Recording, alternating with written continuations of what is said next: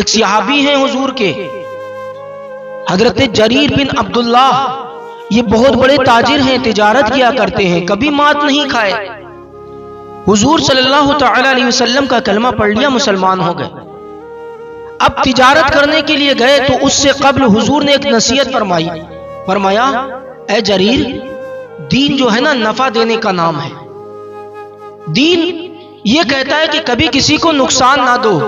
تو ایک دن ایک یہودی کے پاس میں گئے، گھوڑے کی خریداری کرنی تھی، گھوڑا خریدنے کے لیے گئے اور جانے کے بعد میں 3 درہم میں سودا طے ہو گیا۔ اب جب سودا طے ہو گیا نا تو حضرت جریر نے اس گھوڑے کو اپنے پاس بلایا تو گھوڑا آ گیا۔ تو حضرت جریر نے کہا سنو، یہ گھوڑا تو پالتو گھوڑا ہے، یہ تو گھر میں رکھا جا سکتا ہے، اس کا 3 درہم نہیں، اس کا 6 درہم ہوتا ہے، اس کا 6 درہم ہوتا ہے۔ کون ہے ایسا خریدار جو چیز لیتے وقت اس کی قیمت زیادہ دے؟ لیکن سنو، یہ حضور کے صحابہ ہیں، یہ حضور کے سکھائے ہوئے لوگ ہیں، ان پر دنیا کا کوئی اثر نہیں کرتا۔ کہا 6 درہم کا ہے، 6 درہم میں اب سودا طے ہو گیا۔ اب حضرت جریر بن عبداللہ گھوڑے پر بیٹھے اور بیٹھنے کے بعد میں جانے لگ گئے۔ جب ایڑ لگائی نا، گھوڑا چلنے میں دوڑنے میں بہت اچھا، واپس آئے اور کہا سنو، یہ گھوڑا 6 درہم کا نہیں، یہ گھوڑا تو جنگوں میں جانے کی بھی لائق ہے، اس سے تجارت بھی ہو سکتی ہے، تو اس لیے یہ گھوڑا 6 درہم کا نہیں بلکہ 9 درہم کا ہے۔ 9 درہم دیے اور کہا کہ میں اس کو بازار میں جا کر کے بیچوں تو 12 درہم میں بک جائے گا، مجھے پھر بھی 3 درہم کا فائدہ ہو جائے گا، میں تمہارا نقصان کیوں کروں؟ اب حضرت جریر چل دیے۔ جب چلے نا تو پیچھے سے یہودی بولا کہاں جا رہے ہو؟ مجھے بھی لے چلو۔ کہا کہاں جانا چاہ رہے ہو؟ کہا انہی کے پاس جانا چاہ رہے ہیں جنہوں نے آپ کی یہ تربیت کی۔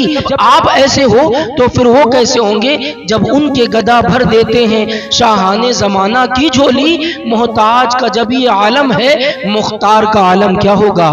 کہا مجھے لے چلو وہاں، اور آقا کی بارگاہ میں گئے، عرض کیا رسول اللہ اب ساری زندگی آپ کے قدموں میں لٹانا چاہتا ہوں، جب آپ کے غلام ایسے ہیں تو پھر آقا کیسا ہوگا؟ کلمہ پڑھا اس یہودی نے اور مسلمان ہو گیا۔ ہے ہمارا آج کردار ایسا؟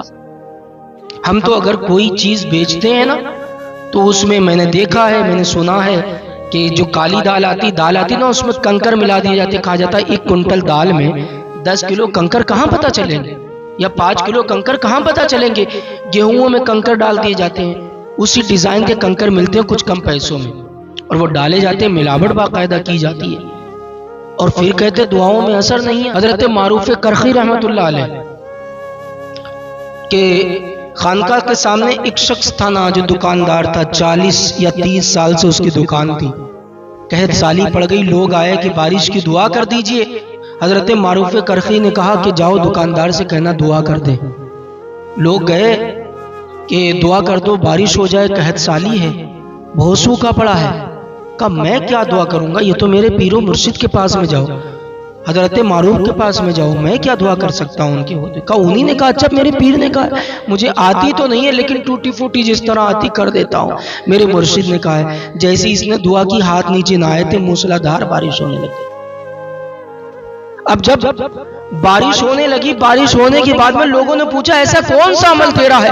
کہ عمل تو نہیں جانتا، بس اتنا ہے کہ اللہ رب العزت نے مجھے توفیق دی ہے، میں تجارت جو ہے شریعت کے مطابق کرتا ہوں، میں نے کبھی ملاوٹ نہیں کی، میں نے کبھی وزن کم نہیں تولا۔ پھر معروف پہ کرخی نے بتایا کہ سنو 30 سال ہو گئے اس نے آج تک کسی کا حق نہیں مارا۔ ہم کہتے ہیں ہماری دعائیں قبول نہیں ہوتی، میرے بھائیو دعا کی قبولیت کے لیے سب سے ضروری یہ ہے کہ آپ حلال لقمہ کھائیں، آپ حرام سے بچیں، بھلے ہی مزدوری کریں یہ میٹر نہیں کرتا، آپ رکشہ چلائیں لیکن ناجائز کام کبھی نہ کریں جس سے ناجائز حرام پیسہ آپ کے پاس میں آئے۔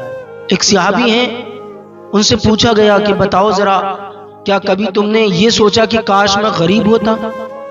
تو کہا میں نے دیکھا ہے غریب مزدور کے ہاتھ میں چھالے تھے، حضور نے دیکھا تو اس کے ہاتھوں کو چوما، تو میں نے اس دن ضرور احساس کیا کاش میں بھی غریب ہوتا، میرے بھی چھالے ہوتے کام کی وجہ سے اور حضور چوم لیتے۔